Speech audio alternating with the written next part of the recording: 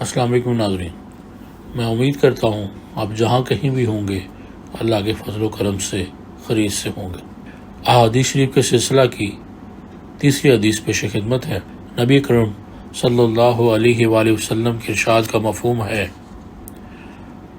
آدمی کی سعادت یہ ہے کہ خدا تعالیٰ جو اس کے لیے مقدر فرمائے اس پر وہ راضی رہے، اور آدمی کی محرومی یہ ہے کہ خدا تعالیٰ سے خیر مانگنا چھوڑ دے، اور یہ بھی آدمی کی محرومی ہے کہ خدا تعالیٰ جو اس کے لیے مقدر فرمائے وہ اس پر ناراض ہو۔